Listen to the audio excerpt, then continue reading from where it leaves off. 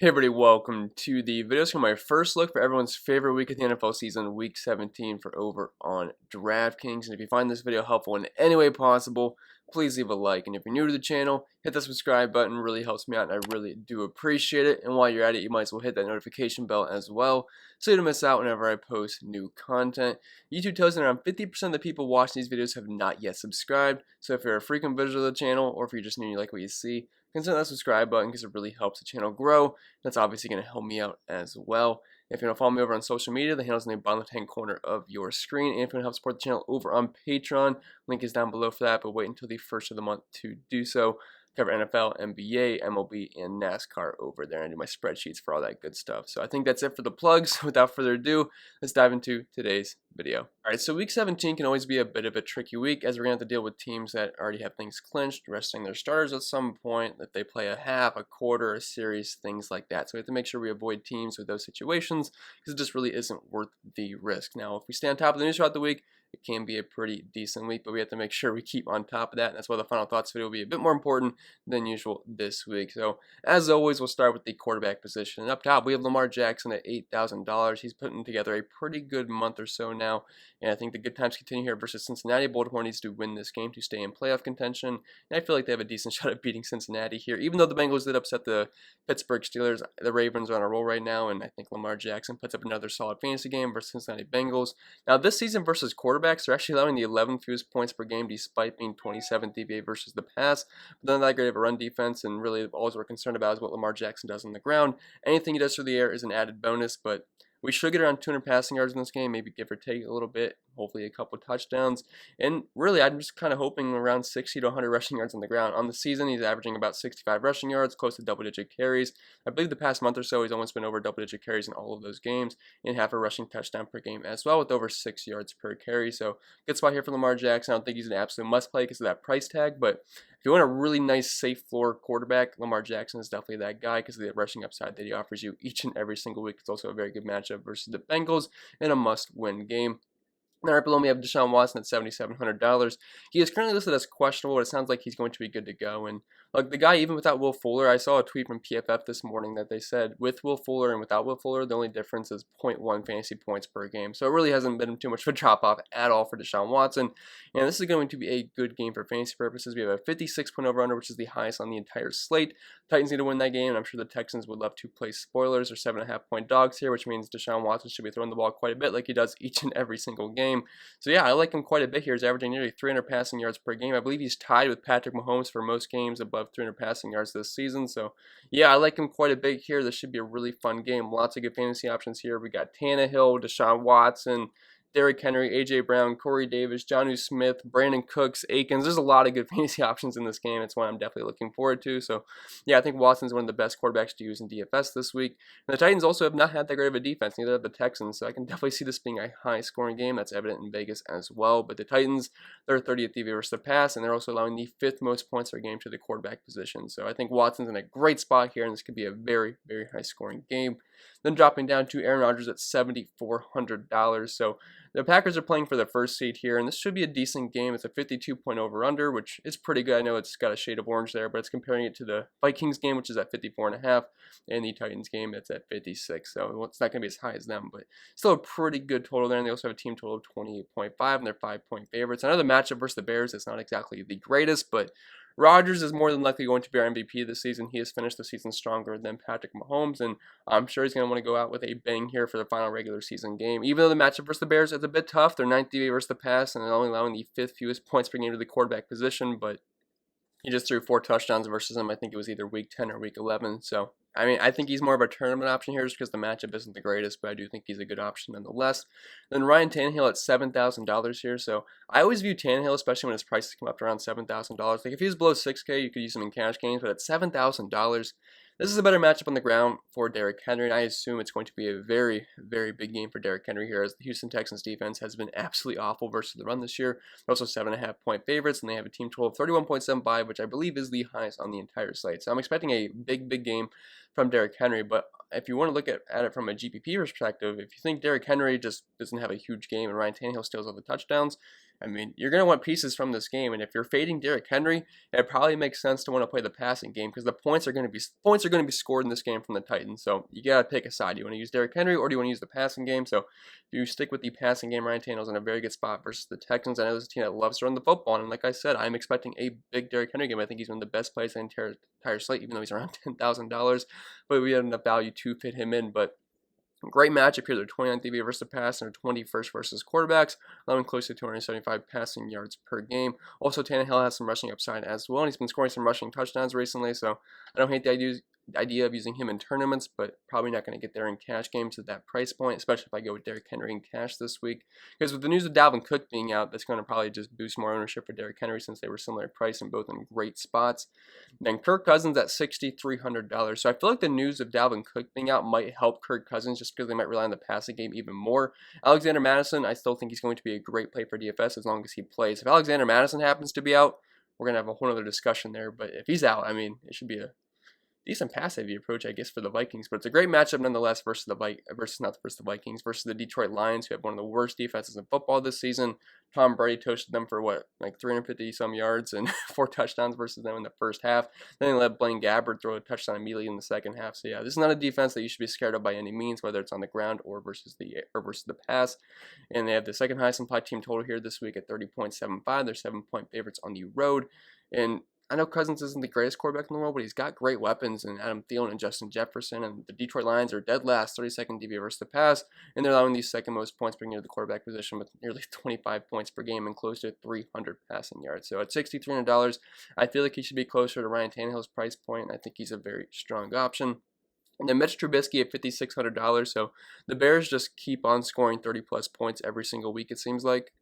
And if we just look at their recent games, so they scored 41 points, 33, 36, 30. So that's 4 games in a row, then 25 versus the Green Bay Packers. And they're actually playing Green Bay this week, which they're much worse on the ground than they are through the air when it comes to their defense. But still, I expect the Bears to be trailing in this game. And they need to win this game. They're currently in the 7th spot in the NFC. And if they want to hold on to the playoffs, they got to win this game. But the thing is, I don't really see them winning this game because the Packers want to lock up that 1 seed. But they should be putting up quite a bit of a fight here. And I like Trubisky. I assume they're going to be trailing in this game. And at $5,600, he should be able to pay off his price point. Last time he played the Bears, he scored 21.8 fantasy points, had 242 yards, and 3 passing touchdowns, in addition to 2 picks. But this Bears offense has been rolling. David Montgomery's certainly been great the past month or so now. So $5,600, he really can't kill you, and he's definitely going to open up some value in your lineups. Because if you go with Mitch, you should probably be very well easy to fit in a guy like Derrick Henry this week because we do have plenty of value on the slate with guys either resting or guys being injured. So I definitely like Trubisky here. Now, the overall matchup, they're 14th DVA versus the pass and allowing the 4th fewest points to the quarterback position. So again, not the greatest matchup in the world, but they're playing for the playoffs. He's only $5,600, and this team has been putting up 30 points each and every single week. So I think if they do that again, $5,600 shouldn't be that hard of a price point to pay off. So with that being said, let's move on to the running back position. All right, and up top, we have Alvin Kamara at $9,500. He's coming off that monster game on Christmas Day. He had the Christmas cleats on and everything just worked out. Now, if I told you before the game that Kamara was only going to end the game with 3 catches and 17 yards, I'm sure a lot of you probably were going to expect to be pretty disappointed. But he ended the day with 155 rushing yards and 6 rushing touchdowns. Could have been 7 if Sean Payton wasn't a jerk and brought in Taysom Hill in that 1-yard touchdown he had late in the game, or Kamara could have the record. I don't know why Sean Payton loves Taysom Hill so much. And I felt so bad for Kamara on the sideline. He looked so upset. Like he was trying not to look upset, but he was upset. You could tell. But he ended up getting that 6 rushing touchdown. The guy was an absolute monster. And he gets a good matchup here versus Carolina. As we know, the run defense has not been that great this season. They're ranked 26th versus running backs, and they're 21st DVA versus the run, allowing over 100 rushing yards per game. Not many rushing touchdowns, but over 6 catches per game, which is right now in Kamara's wheelhouse.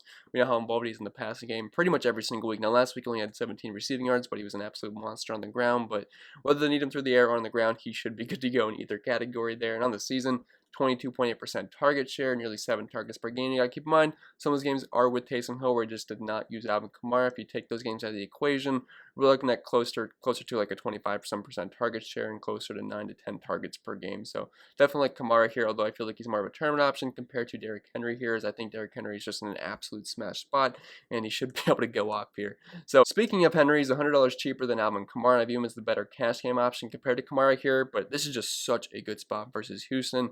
Then all the way back, I want to say in week 5, week 6 versus the Texans. He scored 43.4 points versus them, over 200 rushing yards, 2 rushing touchdowns, and also 52 receiving yards as well. I want to say last season, it might have been week 17 or week 16, I can't remember exactly, but I want to say he had over a 200-yard game versus the Houston Texans, went absolutely off around 50 DraftKings points.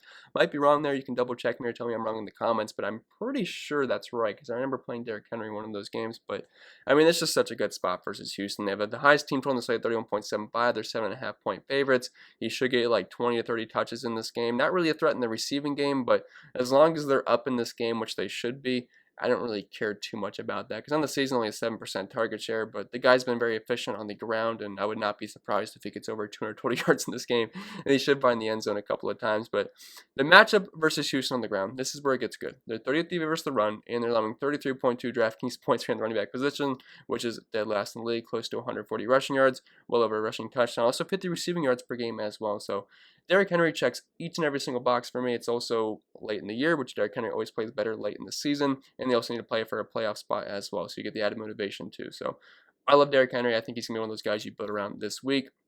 And then dropping down to David Montgomery at $7,700. So believe it or not, Montgomery, I'm pretty sure, is RB1 the past 5 weeks. The guy has been absolutely incredible. I know the DFS or just fantasy community in general does not like David Montgomery too much, but even at $7,700 last week, he was at 75-80% owned in cash games. So people are starting to hop on the David Montgomery train, and I don't think it's the greatest week for David Montgomery just because, like last week, he was the RB1, just the way the slate was, because I believe the most expensive running back was Christian McCaffrey. He did not play. Then outside of that, it was Nick Chubb at $7,800. Then it was Montgomery, and I think it was Eckler. So it kind of just boosted ownership to David Montgomery the way that slate was. So I don't think he's going to be that high owned this week, but it's also a really good spot versus Green Bay, and the good matchups just keep coming for David Montgomery. He hasn't had a bad matchup in quite some time. Like, just let me read these matchups for you. So he's played Jacksonville, Minnesota, Houston, Detroit, Green Bay, Tennessee, and then his last bad matchup he had was Week 8 versus New Orleans. It's just been cupcake matchups since then.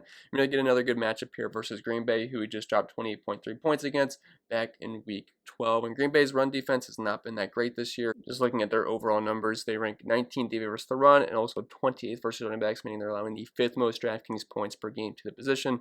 Also close to 50 receiving yards per game as well. And the great thing about Montgomery is that he's pretty much the only running back in that backfield. So we should be looking at anywhere from 15 to 25 touches for him with upside of more depending on how the game goes. If they're down like 20, 30 points, yeah, it probably won't be the best game for David Montgomery. But if you think the Bears keep this somewhat close, should be a decent day for Montgomery. He's also involved in the passing game as well, close to 4 targets per game this season, especially without Tariq Cohen in the backfield, so since he's on the IR. So yeah, I like David Montgomery here, but I think he's more of a tournament option rather than a cash game option just because they're 5-point dogs here. Then Jonathan Taylor, 7,400, another running back that's been definitely great the past month now. I think it's a really good matchup here versus Jacksonville. They have a 31.5 implied team total, which is the second highest on the slate. They're 13.5-point favorites at home. This is another team that's playing for the playoffs, so added motivation, and I think Jonathan Taylor's in a great spot here. He should see around 20 touches, if not more, and Jacksonville is one of the worst defenses in football. They're 22nd DVOA versus the run, and they're allowing the 4th most points here in the running back position with well over 110 rushing yards per game, so I do like Jonathan Taylor. I think he's finding either cash games or tournaments. Then Alexander Mattison at $6,100. So we just got news a little bit ago that Dalvin Cook is going to miss this game. I believe he has a family emergency, and if what I saw on Twitter was true, I'm really sorry to hear that about Dalvin Cook. It's very unfortunate for him, and I wish him the best. But Alexander Mattison, just from a fantasy perspective, is definitely a great play here versus Detroit. He's too cheap at $6,100, assuming he plays. No, he's in with a concussion, but if he is cleared and good to go, he should step into the Dalvin Cook role, and that price point versus one of the worst defenses of football is just way too cheap to pass up. They're 7-point favorites here, and they have a team total of 30.75. Not really sure how much Dalvin Cook is going to affect that line. I haven't given enough time for Vegas to update that yet, but even if it does drop a little bit, I still think he's a great play here. Detroit's defense is just so bad. 26th versus the run, and they're allowing the 2nd most points in the running back position with over 32 points per game, well over a rushing touchdown, over half a receiving touchdown as well. And if Madison gets us about 20 touches, if not more, I have a hard time seeing him not pay off that price point at $6,100. Then Melvin Gordon at $5,700. Philip Lindsay is going to continue to be out, so that's just going to mean he's going to be in line for a nice volume roll. It's a great matchup here versus the Las Vegas Raiders. This game also features a 50-point over-under, so it could be a nice sneaky game for fantasy purposes. I don't have a ton of interest in this one, but I could definitely see maybe some tournament GPP game stacks that could work out in this one. But I do like Melvin Gordon at $5,700. I believe he had 16 carries last week. Didn't overall have a great game versus the Chargers, but I do think he can bounce back here versus the Raiders. Looking at their numbers, they're 31st versus the run this season, allowing the 4th most points per game to the running back position. So I think Melvin Gordon can bounce back versus the Raiders. They just gave up a huge game to Myles Gaskin, so $5,700 is a nice price point. Then Malcolm Brown at $4,300. So pretty sure K-Makers is going to miss this game, and we know Henderson's going to be out as well. So if that's the case, Malcolm Brown is going to be the clear RB1 in this offense. I know Jared Goff's not there, so this should be a pretty ugly game. No Cooper Kupp as well, but someone's got to get the ball, and it's going to be Malcolm Brown, really, because this backfield has always been a disaster for fantasy purposes all season, besides those 2 or 3 weeks like K-Makers was pretty much the main guy. But you take Akers out, you take Anderson, we just have Malcolm Brown here. He's way too cheap. The matchup versus Arizona isn't exactly great. They're 14th versus the run, and they're just mid-pack versus running backs, allowing 24 points per game. But I mean, Malcolm Brown was kind of the pass-catching running back in this offense. It's nothing crazy, only 2 targets per game, but there's no one else to really compete with touches for the most part. Both these teams also played a decent fast pace. Now, Kyler Murray's also questionable for this game, so this could potentially be a very ugly game at $4,300. If he can get us 15 to 20 touches, hey, that's not that bad. He could fit in right into our flex spot as a nice, decently high floor guy. And I think that's it for the running backs. Let's move on to the wide receiver position. And as usual, we got the guy up top, Davante Adams, at $9,200. And it's as simple as this. If you have the money for him, you play him. If not, that's fine. It just depends on your roster construction. You want to go spend up at the running back position, or you want to spend up for the wide receiver position. Personally, I'm liking Derrick Henry much more instead of Davante Adams this week, so I'm probably going to build around Derrick Henry, and then I'll have to go with some cheaper wide receivers, but that's just personal preference for you. Just a tougher matchup versus the Bears. I don't really care about matchups with Davante Adams, but I guess it's maybe enough to make me sway towards Derrick Henry in that matchup versus Houston. But they're allowing the 7th fewest points in the wide receiver position, and their 9th DV versus the pass. But again, don't really care too much about matchups. I'm just saying it kind of gives me the slight edge to Derrick Henry. But you guys get the idea. If you got him, if you got the money for him, great. If not, whatever. Allen Robinson, the flip side of this game, at $7,700. Last time he played the Packers, had a pretty strong game, and it was because they were trailing in that game. It was kind of just garbage time, but they all count the same, and they're 5-point dogs here. I don't think they're going to get blown out. The Bears have been playing much better football of late. So I could see Robinson having a decent game here. Again, the Bears are going to be playing highly motivated here. They're playing one of their division rivals, and Robinson, I think he's going to be a very safe option here with upside of close to probably 30 Draftkings points. Now, the matchup versus the Packers as wide receiver, it's not exactly great. They're allowing the 3rd fewest points per game of the position. Also, they're kind of mid-pack, 14th DV versus the pass. But if they are trailing this game and you do use Mitch Trubisky in this one, Allen Robinson would obviously be a good pairing with Mitch. Now, you can play Mitch naked. I don't think it's like an absolute must-have pairing with one of his wide receivers, but Robinson would be the clear guy you want to do that with. He's getting near double-digit targets per game, close to a 30% target share. Yeah, he's one of the better wide receivers in football. He just kind of has to have poor quarterback play by Mr. Trubisky. Has been playing decent football in recent weeks. So is that Bears offense. They've been certainly putting up a lot of points. And then we have the duo of Justin Jefferson and Adam Thielen, which I do think they get a boost with Dalvin Cook being out because they could rely on the passing game just a little bit more. I still think they're going to have a run-heavy approach, but could throw in a couple more targets here and there for the passing game here. And both these guys are pretty much similar plays, although Justin Jefferson gets more receiving yards per game. I feel like he's more of a down-the-field threat, although their ADOTs are very similar this season, so I guess that's not necessarily true. It's just when I think of these guys, I view Justin Jefferson as the down-the-field guy, and Adam Thielen is more of the possession guy, but they do have similar market shares of the team's air yards this season and similar ADOTs, so whatever. But the numbers are very, very similar this season besides the receiving yards. So Jefferson, he's at nearly 85 receiving yards, and Adam Thielen's all the way down to 62. Both around 5 catches per game, both around 7.2 targets per game. It's just Adam Thielen's scoring more touchdowns, and he's a little bit cheaper. So I'm going to give the slight edge to Thielen here just because I feel like he's more likely to get into the end zone over Justin Jefferson. Obviously, that's going to be valuable for fantasy, but both have 5.2% target shares, 64% weight opportunity shares. Like, these guys are nearly identical when it comes to the stat sheet. The matchup versus the Lions, it's absolutely great. They're dead last, 32nd DV versus the pass, and they're allowing these 2nd most points per game to the wide receiver position. They got absolutely gotten eaten alive by Mike Evans last week. Chris Godwin had a decent game as well. Antonio Brown found the end zone too. So, yeah, I think these guys can both have strong games, but if I had to pick one, I would say Adam Thielen just because he's $200 cheaper, but they're kind of a toss-up there, just personal preference. Or if you want to play both and use Kirk Cousins, I think that's fine too if you don't want the headache of trying to pick between the two. And then A.J. Brown at $7,200. He's a tournament play only for me just because of the price point, and I just love the run game here for the Tennessee Titans, but points are going to be scored in this game. And like I said, if you're fading Derrick Henry, it probably makes sense to use the passing game on this offense because they're going to put up points. And they have a team total close to 32 here. Now, A.J. Brown, He's not the most consistent guy in the world, but the guy's a fantastic wide receiver. It's just a run-heavy offense, which is the only problem. But it's a great matchup here versus the Texans, and the guy's an absolute beast. Nearly a touchdown per game, a 25% target share, and a 35% market share of the team's air yards. It's just he's catching less than 5 balls per game this season, which can be a concern in cash games, especially at his price point. If he was lower in the 6K range, or I remember way back in the day, I think he was like $5,500 on one of the slates, and it might have been versus the Houston Texans, if I remember correctly. And I mean, it was just an auto playing cash, but at this price point, makes it a little bit tougher. But they're 29th DVOA versus the pass, and they're 26th versus wide receivers, which I think means they're allowing the 7th most points per game to the position. So yeah, AJ Brown's in a good spot if you're using Ryan Tannehill in tournaments, but probably not going to get there in cash games. Brandon Cooks at $6,900. The price has come up, but he finally had that game we were all expecting that he would have when Will Fuller got suspended, because Cooks really was just having pedestrian games, like around 10 to 15 points every single week, which isn't terrible, but it's definitely not what you want. But finally went off last week versus the Cincinnati Bengals for over 30 fantasy points, and he gets another good spot here versus the Tennessee Titans. And this is a game you can definitely stack up. Like I mentioned earlier, I'm not going to do it again, but there's so many good options in this game. And with them being 7.5 point dogs here, I expect a pass-heavy approach for the Houston Texans. Now, if you're looking at their numbers versus wide receivers this season, they're allowing the 4th most points per game to the position, and they're also 30th DVOA versus the pass, and close to 200 receiving yards just to wide receivers. So Cooks definitely in a great spot. At that price point, I feel like he might be a bit more better suited for tournaments, because if he was around that lower $6,000 range to upper 5K, yeah, in cash games, I feel like it'd almost be a lock. But at that price point, I think he's a bit better suited for tournaments. T.Y. Hilton, $5,800. He's been kind of turning up the past month or so now. Didn't have a great game last week, but it's another good spot here versus the Jacksonville Jaguars. They're also playing for playoff implications. They have a team total of 31.5, which I believe is the second highest on the slate. They're 13.5 point favorites, so I'm expecting this to be more of a run-heavy approach for the Indianapolis Colts. But the Jaguars, their defense this season versus the pass has not been great. They're second worst, 31st DVOA versus the pass, and they're 25th versus wide receivers. So I do think T.Y. Hilton is a pretty solid play, right below $6,000, cash or tournament viable.